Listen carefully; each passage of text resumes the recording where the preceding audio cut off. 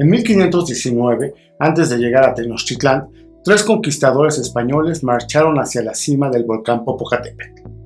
A partir de la lectura Historia verdadera de la conquista de la Nueva España, Rubén Imaz y Julen Olaizola recuperaron el trayecto de Diego de Ordaz en un filme introspectivo y del cual nos hablan en Después de Horas. Por recomendación del cineasta alemán Werner Herzog, que recomienda que como ejercicio cinematográfico hay que leer La verdadera historia de la conquista de la Nueva España, empezamos a leer ese libro. De Bernal Díaz del Castillo. De Bernal Díaz del Castillo. No lo estábamos leyendo por ninguna reconciliación histórica, por ningún interés histórico en específico, sino por ese ejercicio recomendado por este cineasta. Y al empezarlo a leer te empiezas a empapar ahora sí de ese proceso histórico de la conquista y te empieza a cautivar, ¿no? Y a embrujar. Y empezamos a decirnos, había que hacer una película, algo sobre este libro, hay cantidad de historias aquí, y todas repercuten en el México de hoy en día de alguna u otra forma. Y de repente encontramos en medio del libro este pasaje que describe Bernal Díaz del Castillo sobre esta hazaña de alpinismo que realizó Diego de Ordaz para subir al volcán Popocatépetl en 1519, y comprendimos ahí que teníamos una película posible de realizar en la manera en que nosotros hacemos películas, ¿no? Nosotros construimos películas de forma más minimal, con menos elementos, con mucho control de la producción. Julen y yo también somos los productores de la película.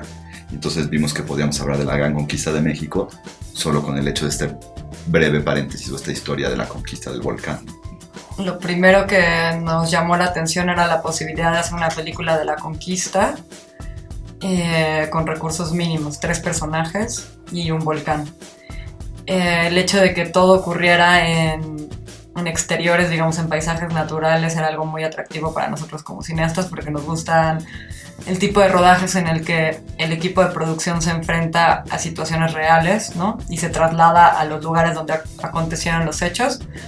Y nos parecía muy atractivo, como dice Rubén, poder hacer una metáfora de la conquista del volcán como una conquista, como hablar de la conquista de México en su totalidad.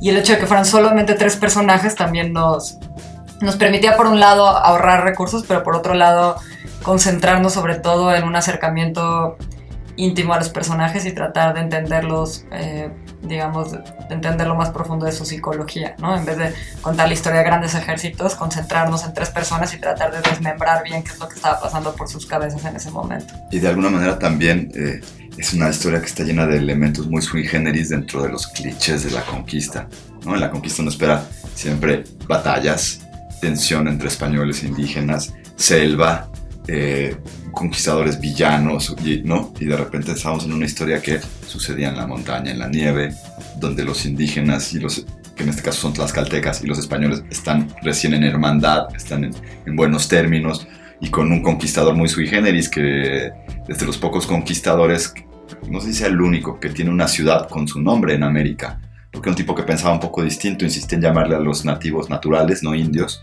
y en tratarlos como humanos, no como animales. Entonces, como que eran varias cuestiones que decíamos, esta es una historia muy sui generis, ¿no? Muy única dentro de todo el espectro de la conquista.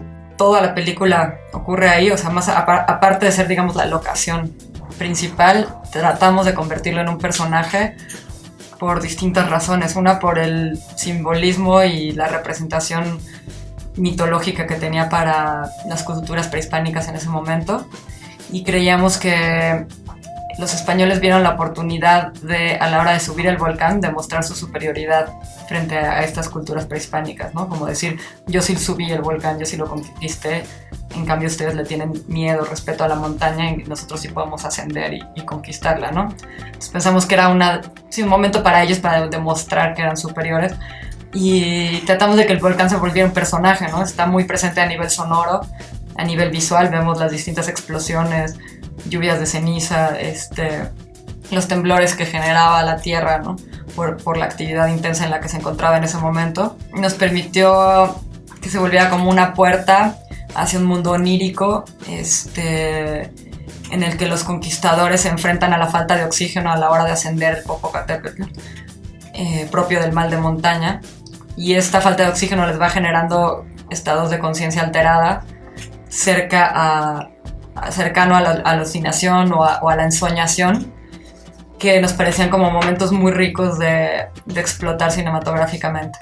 Nosotros estábamos buscando filmar en el mes más frío del año. Queríamos retratar la montaña lo más nevada posible, lo más hostil, y tuvimos la mala suerte, digamos, de filmar el año más cálido desde hace 50 años, por lo tanto la montaña no estaba nevada como lo esperábamos, no era el mismo paisaje que habíamos visto en los viajes previos de exploración a la montaña. Entonces nos enfrentamos con que de entrada tuvimos que subir mucho más de lo que teníamos planeado para buscar esta nieve o estas pequeñas manchas de hielo, que fue lo que quedó porque no nevó mucho. Eso obligó que todo el tiempo estuviéramos improvisando, que cambiáramos de estrategia, ¿no? De que varias cosas que teníamos planeadas pues había que llegar a cambiarlas. Y aparte de eso, pues un par de enfermedades estomacales de parte de los actores, ¿no? Que el problema ahí en la montaña es que con cualquier pequeña enfermedad que tengas ya no puedes subir, ¿no? Te puedes enfrentar mucho a la deshidratación, entonces cualquier malestar estomacal mínimo pues te hace perder ya no puedes participar, entonces tuvimos que prescindir de los actores en algunos momentos, ¿no? Y encontrar la manera de seguir avanzando el rodaje sin alguno de ellos, lo cual era complicado pues porque están presentes los tres todo el tiempo. Yo tuve que actuar un par de veces como uno de ellos, de espaldas y de lejos. Doblando. Llevamos afortunadamente unas pelucas, un poco de vestuario extra y doblamos. De hecho, también hay unas escenas muy épicas al final de la película donde son dobles de acción que son porteadores, ¿no? O sherpas de ahí de un pueblo de las faldas del Pico de Orizaba que se llama Villa Hidalgo, que ellos son campesinos, pero durante la época del alpinismo son cargadores para los alpinistas y ellos son los héroes de nuestro rodaje porque subían el agua, nos subían diario un garrafón de agua, que es lo más importante allá arriba, y aparte se volvieron asistentes de todos los departamentos de rodaje, asistentes de cámara, asistentes del sonidista, asistentes y se volvieron dobles de acción, lo cual también fue importante. Ellos son Rubén Imaz y Yulenio Laizola, y esto es Después de Horas.